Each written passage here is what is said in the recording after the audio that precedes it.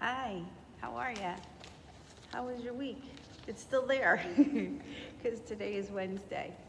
Today is Wednesday because I have something to do this weekend, so I'm going to do the video today. So you can see I'm in church. So what's happening this weekend is my daughter Colleen and her fiance Craig are getting married. Yay! It's been a year. It's been almost a year since we started this whole process. So we get to celebrate this weekend, and we're gonna have a party, and we're gonna have another party, and we're gonna all be together while they decide and say what they mean to each other, and that they're gonna stay together, just the two of them, till they have babies maybe. So I was thinking about it because I got married and my friends are married. And so what does it mean?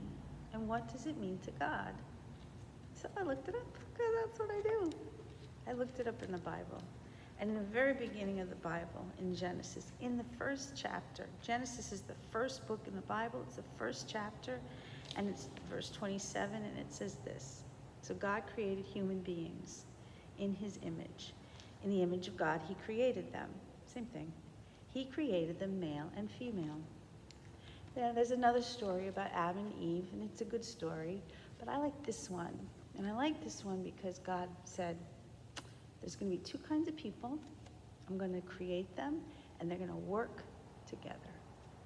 And that's what marriage is, right? They're going to work together.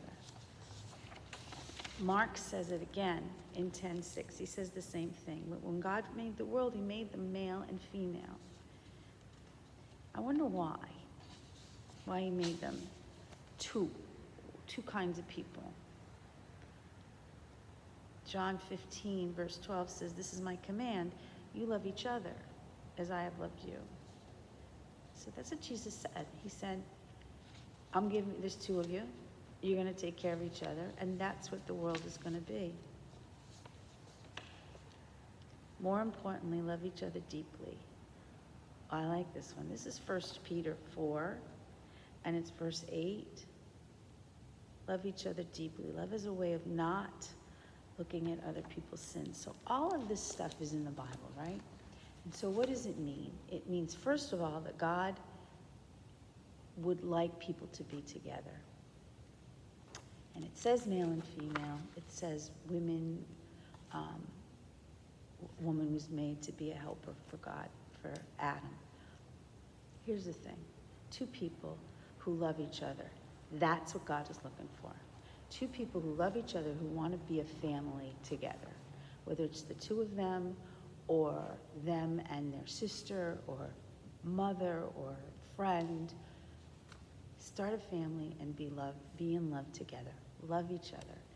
That's what God says. Love each other. That's what marriage comes down to. Now there's stuff that tells us that we love each other, right? And I like these because they remind us. Ephesians 4, verses 2 through 3 says, always be humble and gentle. Be patient. Yeah, Miss Kathy has a hard time with patient. But if you're humble, that means if you let the other one do what they need to do. And gentle, you know what that means. Be calm, be patient, and accept each other in love. That means that who that person is, you have accepted that. With all the problems they might have in their lives and with all the stuff that they do that maybe not as perfect, accept them. You are joined together with peace through the Spirit. That just means that God knows that you're together and he's okay with it. And you have to figure out how to keep going that way, which means forgive the other person. Love the other person. Get mad? Get over it. Understand that this is your family. You take care of your family. That's all this is. It's creating a family. Ecclesiastes, which is one of my favorite books in the Bible. Chapter 4, verses 9 through 12. Two people are better than one. They get more done by working together. If one person falls, the other one helps him up. It's bad for the person who is alone when he falls because no one is there to help him. If two people lie down together, they will be warm. An enemy might defeat one person, but two people together can defend themselves. That's what it is. It's two working together, a family working together. That's all it's saying. It's not saying you have to be one way or the other. It's not saying who those two people are. It's saying two people taking care of each other, understanding each other, and working together. 1 Corinthians, this is my favorite. Love is patient and kind. It's not jealous. It does not brag, and it is not proud. Love is not rude or selfish, and does not become angry easily. Love does not remember wrongs done against it. It takes no pleasure in evil, but rejoices over the truth. Love patiently accepts all things. It trusts, it always hopes, always continues strong. Love never ends. There are gifts of prophecy, but they will be ended. There are gifts of speaking in different languages, but those gifts will end. There is the gift of knowledge, but it will be ended. Love is it. Love is the base. The love is the base. It's the base for Christianity, but not just Christianity. It's the base for every religion. It's the base for society, for this world, and not just in America, everywhere. Love is taking care of each other, listening to each other, helping each other. And what Colleen and Craig are going to go through Saturday is reiterating that, is reminding everybody who's there, everybody who knows about it, everybody who goes through this kind of a ceremony, it's reminding us what's important is not that you're right. You have an argument and you know you're right, that's not what's important. What's important is not necessarily how your house looks, or the jobs you have, or the clothes you wear. What's important is not cutting the grass every week.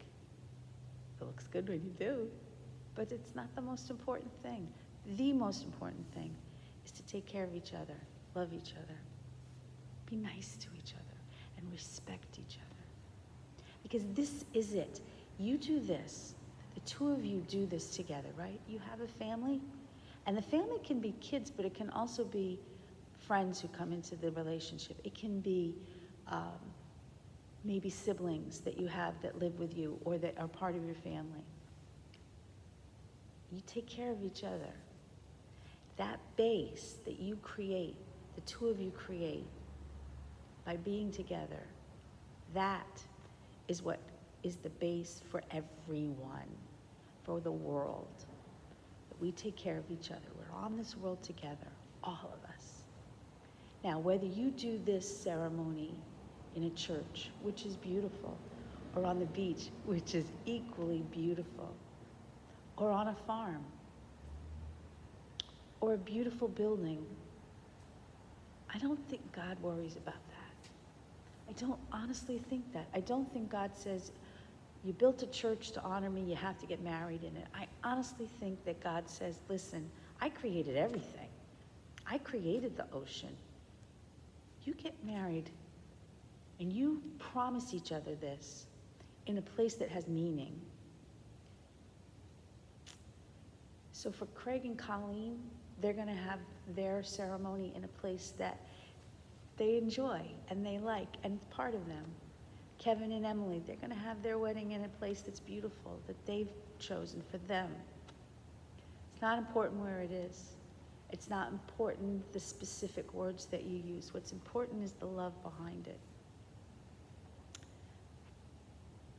So, if you end up going to a wedding, if your children get married and make you crazy, understand it's about them and it's about all of us. It's that love. And what they're doing, what Colleen and Craig are doing, is they're making a commitment to each other to stay in love, to be together, to take care of each other. And by doing that, starting a family together, but also reminding all of us, this is what's important. Love. So I am going to go, and I'm going to enjoy the time together with my kids and my family and Craig's family. And I'm going to remember in my head, it's about love. They know that. That's why they're doing it. They love each other. We have to remember. So, keep in mind that I love you. And I miss you. But we will be together soon. Have a good weekend and a good week, and I'll see you next week.